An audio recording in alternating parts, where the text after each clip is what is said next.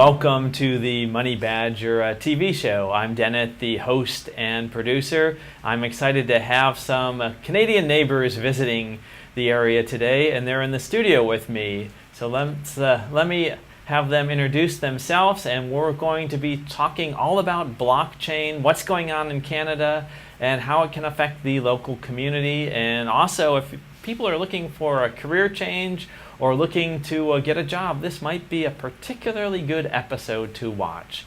So joining me in the studio, I have... Hi, I'm Karen Olson. I'm the Chief Operating Officer of Blockable and the Able ecosystem. All right, and thanks for joining us, Karen. And thank you. Hello, I'm David Olson. I'm the Chief Innovation Officer at Blockable, and I provide support for my team building out the Able network. All right, well, thanks for joining us, David. Yes. And Karen. Thank you for having us. So you guys are visiting from Canada. Yes, we Blockable is located in Kelowna, British Columbia, in the beautiful Okanagan Valley, which is about 4-hour drive inland from Vancouver. So do you fly to Vancouver and drive 4 hours to get there? Or? We do both. We usually, if we're on business, we usually fly through Vancouver. That's typically our hub anywhere.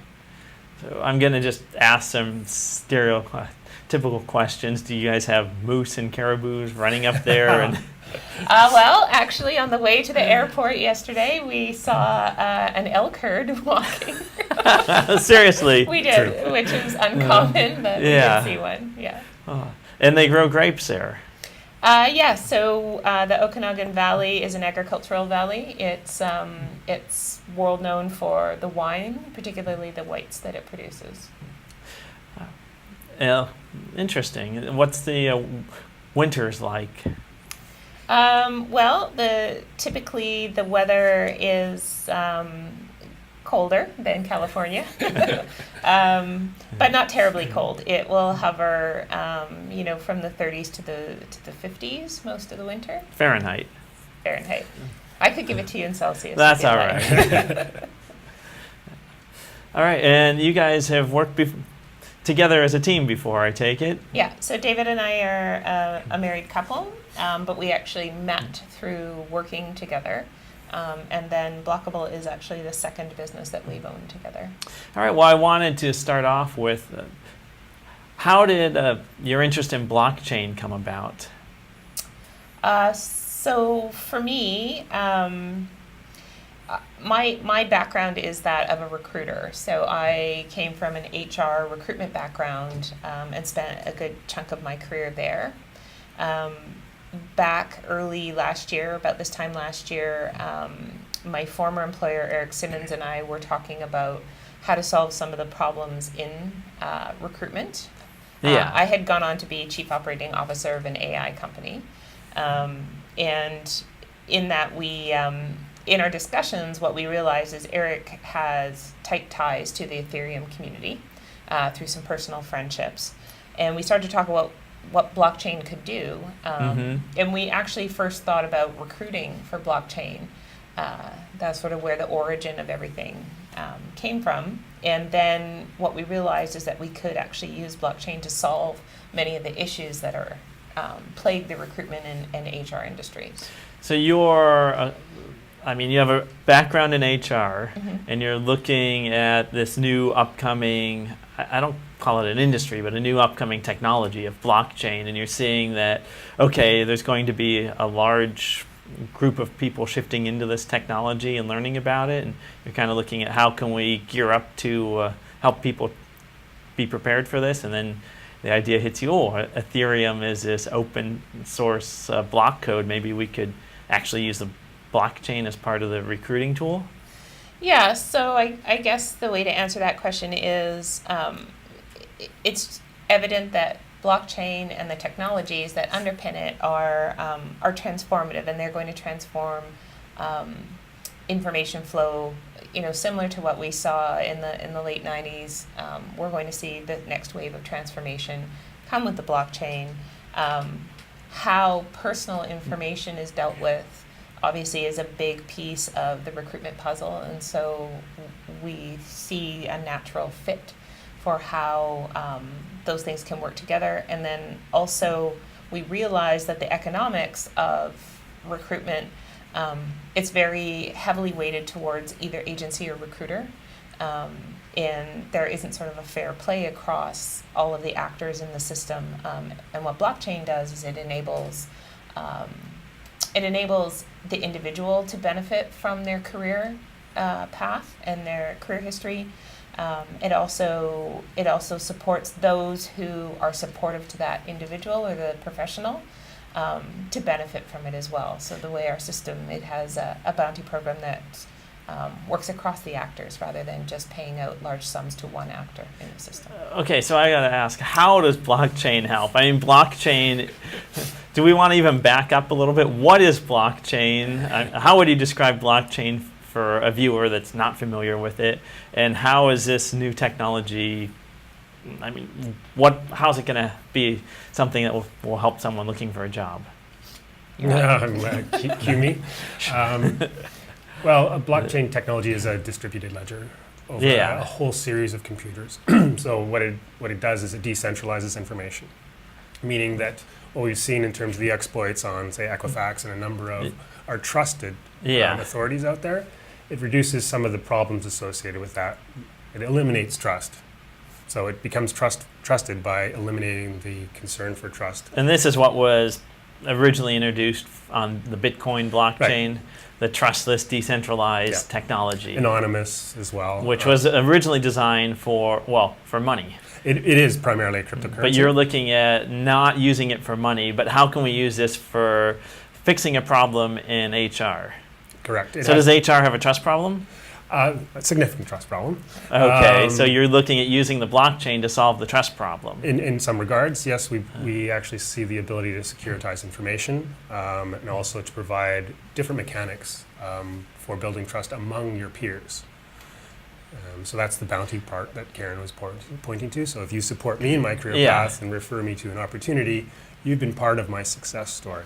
Okay, I'm sorry, but I'm not getting this. I like to, Good. Sometimes a little slow to get it, which I want to make sure our viewers also are digesting and getting this. Okay, so the blockchain, you've got this open ledger, which I kind of think of as a giant spreadsheet where people can add information to it. And then securitized in that it's decentralized. No one party controls it because it's verified through various computers or running the nodes around the globe. Well said. Okay, so you're looking at using this as a recruitment tool or for HR. What are you going to have resumes on there? I'm just not getting all the right questions. So those are the things that we're currently dealing with as challenges. Is how to deal with social network information because of the private nature of it. And that's why we look to the security components of encryption to allow us to actually overcome some of those problems. But on a network, other professional networks, a lot of the mechanics are gamified, and they're not in any way indicative of who you are. I still get recommendations for project management opportunities. Yeah. I've been at this for 25 years, and that's not my role anymore. But the information that's out there on my history is being digested through a series of AI engines, and they come up with these opportunities for me that are, false positives. They're not really what I'm looking for. So we're using blockchain as one of many technologies to provide a new professional network for individuals and organizations to more quickly and efficiently meet their needs. We have this problem called the double coincidence of wants, meaning you're a company, you need people. I'm a candidate or a professional, I need a job. There's this very thick interface between the two of us. And we continually add individuals between you and I to build that trust, recruiters, sourcers, HR managers. And unfortunately the solution to the problem has been adding more actors that are contributing to the problem. And so we're trying to create a more direct relationship between yourself, your peers, as well as you and the companies that you're looking to actually have an opportunity in. Okay, so it sounds like you're trying to make a better search engine in a way, and that I put my resume out there, it's grabbed up by algorithms, the algorithms try to match me up, and a lot of times they send job requests to me that are irrelevant. Irrelevant and distracting and costly for everybody. And so what we're trying to do is provide professionals tools to have a better career vector, like they understand where they're moving, as well as for employers to have better matchmaking tools. How does a shared or open ledger help that? So one thing I should say is that you keep saying resume, and we actually are looking to eliminate the resume. Yes. So rather than you put your resume up online and it's shared over a distributed ledger, we have what we call the Able DNA. So it's comprised of things like psychometric testing, university results, identity verifications, attestations from others. And so these things are much more indicative. So the more you have those things in your profile, the resume could be a component of it if you want, but there's other things that make up who you are. So all of that information is stored off-chain. Yes. And then what we use the on-chain component for is the economy within the system. So we have this saying at Blockable, it contains 5% real blockchain. Blockchain is not the whole solution. It provides key mechanics that solve the problems in the current system. I want to pause and back up for a moment there. You said, I'm really interested in not using resumes because resumes, I think everyone, including myself, they're a total pain in the butt to write your resume. You have to keep it updated. And at the end of the day, it feels like it's really my skill of how am I selling myself on a one or two pieces of paper, 1 or 2 pages. How am I presenting and selling myself versus what are the actual skill set that I have? And the skill sets I have may not be selling myself on a couple. Right. You've nailed it. Some people for all kinds of reasons misrepresent who they are, whether that's a misunderstanding of self, whether it's fear, whatever those reasons are. One of the things that we have is the testing that goes along with it is really meant to be a true representation of who you are. We believe everybody's employable, and it really should be the right person in the right job. And part of building your Able DNA is the psychometric testing that I mentioned. 85% of Fortune 500s use psychometric testing in their hiring. So why wouldn't every company look at that opportunity? Okay, I'm not really familiar with psychometric testing. Is this like a Briggs-Myers kind of? The Myers-Briggs is a psychometric test. Okay. We have a partner out of Toronto, a company called Self Management Group, who has been. They've got 35,000 customers around the world. They're in 40 different languages, and they work with many of industry's largest players. And they, over the last 15 years, have built basically the testing that we're using embedded into our system.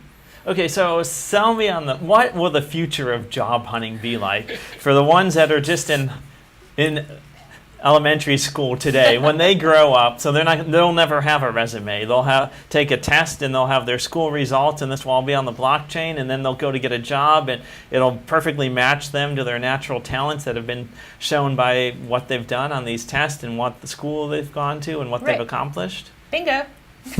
You got it. And then that would just kind of work through this open ledger to say, okay, well, you've got this company over here developing this technology. They need graphic designers. You've got some student here that has a tremendous talent in that area, so we're going to match them up. It's essentially how it works. The idea is that there's many data points on who you are, not just the one data point of your resume, or even a resume that has great information in it doesn't necessarily represent who you are. So the idea is that this is multifaceted. It's looking at you from many, many different angles. And it's also on the employer side looking at what they need from an organization. So the eventuality of the software is that not only will the individual have their Able DNA, the company will have a DNA, so to speak, that can define, who makes up a strong player in their team, what kind of individual is successful, so that those layers upon layers of matching start to really come together to bring the right opportunity to the right person at the right time.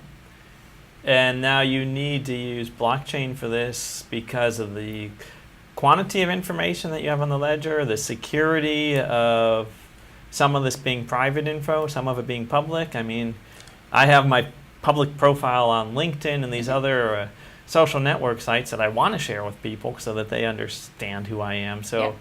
do you need cryptography to keep stuff private? What share with me? How's this going to? All of your existing profiles can be, in some regards, securitized by the blockchain. They can exist outside of the chain and actually be referred to our Able network and be part of your Able DNA in some regard. We're not necessarily storing a lot of information on the blockchain as much as using it for what it's adept at, and that is the ability to provide that trustlessness that we're looking for, provide a bounty system. In some ways, the immutability of it too, meaning that I can't rewrite your history if I didn't like you working for me. Yeah. And so we don't use it for everything, like your profile, your interactions with it. The blockchain is a database of sorts, right? And you don't interact with the database when you go to Facebook. It's just part of the technology behind the scenes. And for us too, we use it strategically to overcome what the key concerns that we've identified with the job hiring market, and we address those key concerns. One of the key concerns we see is that centralized organizations are taking all of the data from professionals and their career history and leveraging it for their own purposes, and not providing the guidance to professionals as to what they should be doing next or could be doing next. They're actually just selling the data to third parties to then make money off of that or to advance their own purposes. And so why we've gone down the path of the blockchain is it does have this ability to be autonomous and for it to be its own network with its own governance. And that's a goal that we work towards. Okay, well, let's start with what are the major problems today that you're looking to fix? You just mentioned having the interest, basically the employee's interest is being sold. That information Yes. can be sold. So is that the major issue you're out to fix? Or what are the problems with today's system? Well, the centralized players out there, they are not necessarily advancing your career as much as their agenda. So that is one thing when it comes to information. And then they can manipulate your information or hide it from certain individuals without your permission. It's a misaligned incentive. Yes, the marketplace is misaligned. Employers want employees, employees want a job. There's actors in the middle of it who have different agendas. Yeah. They're looking to heavily monetize that space in the middle, right? So LinkedIn, Indeed, those are all areas where money flows. So recruitment, $500 billion annually on recruitment in various forms, whether that's an agency or recruiter, and Indeed, a LinkedIn. Yeah. But the individual or the professional who's really at the center of it, they don't get anything. Right? They're not monetized in any way, and so what blockchain allows us to do is create an ecosystem around it where companies would buy tokens, right? And they would use that as a bounty for whoever got hired. So let's say typically a recruiter takes 20% of a recruitment fee of somebody's annual salary. In the Able system, it's 9%, and that 9% is broken down where 7 or 8% goes to the individual, the person being hired. So it's like a hiring bonus, if you will. And then other components of it go to the maintenance of the ecosystem itself, or to those individuals who have supported you to get this job. So if you do an attestation, for example, I say, Dennett's done a great job, Yeah. I highly recommend him, I get a fractionalized piece of that bounty. That comes into my own pool. And then once that job is accepted and that person is hired, they're paid out in tokens, and so is everybody else in the ecosystem who is participating. Wait, so do you mean my salary is going to come in tokens if I participate in this? No. You know, your bonus for being Your hired bonus. and working through the workflow. So if you do apply for a job, you'll recognize you're going through the same exercise over and again with different employers. Yeah. And it's very expensive on your time, and it's very expensive on the employer's time as well.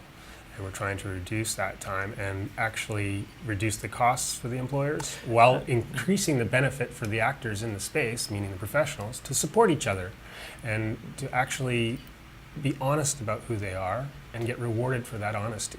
Okay, so with today's system, I'm looking for a job and I find a couple difficulties in the current system.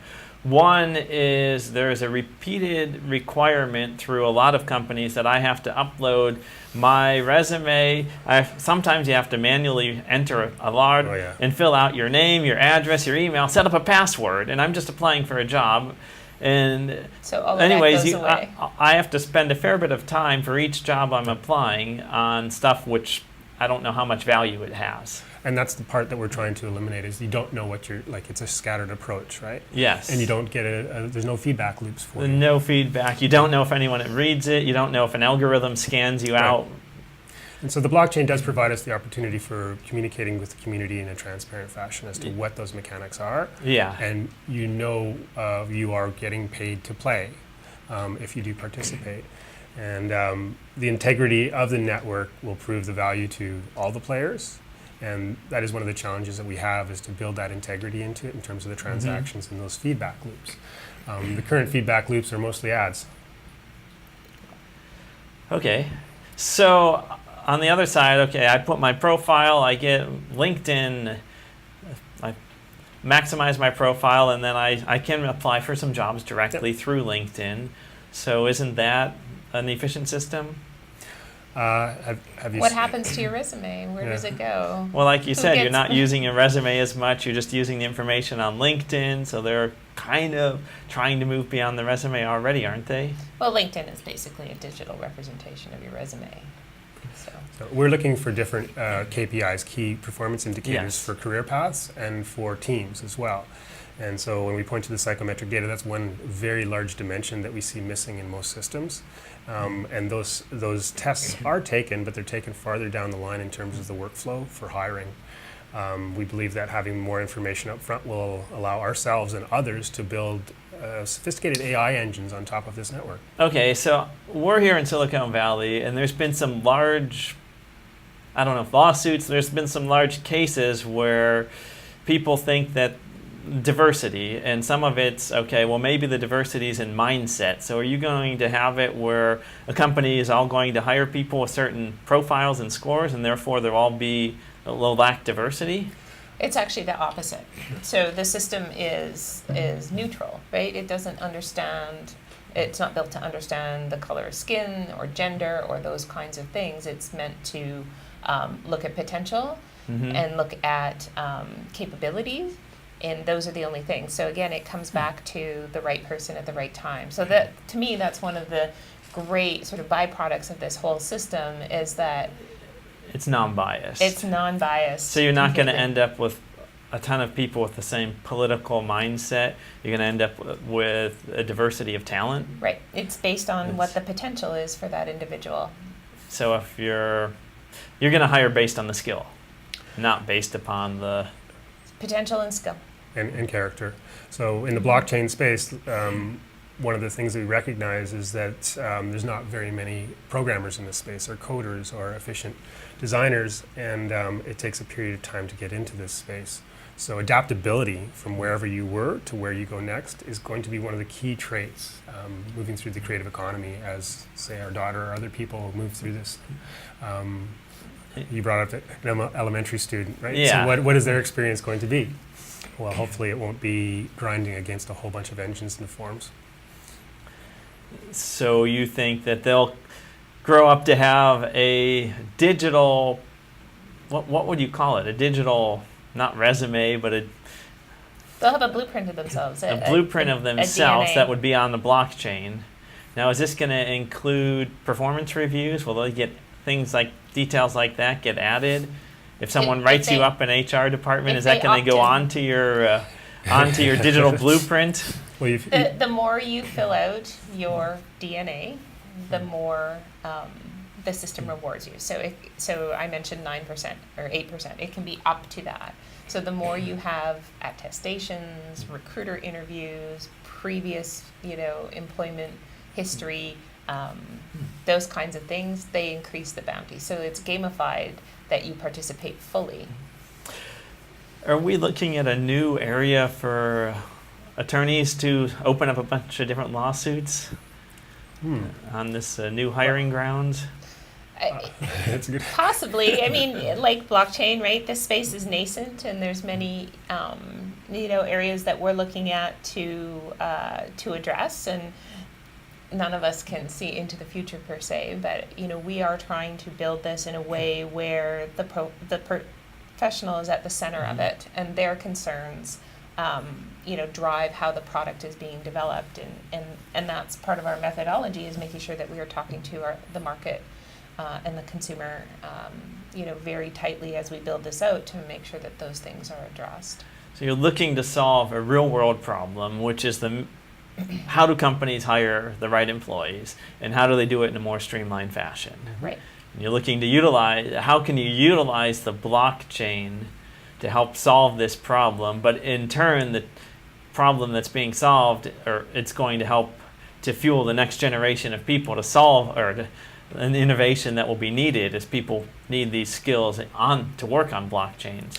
Right. We're almost out of time, so I want to thank both of you for coming in and joining me on this show, but I also want to invite you to stay for one more episode, because we're having a lot of fun here, aren't we? Awesome. Sure. Thank you. Thank you. Is there any last thoughts on this current episode that you want to leave folks with? It's the industry is changing. How you find a job is changing. How the next generation of even what work is going to look like is evolving, and we can't rely on what has been done in the past. Are we going to be stuck with the 9-to-5 job, or is that going to all just go away soon? I believe it'll go away. That's Do you Yes, have- do you have- that's do you have my any- own will personal, too. That's my own personal. Okay, well, you've been watching the Money Badger. We've had a really fun conversation here, but I'm going to ask you to stay tuned, come back for our next episode where we will continue this conversation about HR recruitment using a blockchain technology to solve issues so that people will have opportunities to work to solve more issues on other blockchain projects in the future as we transition and move forward with this new round of technology. Thanks for watching. I'm Dennett, the host and producer.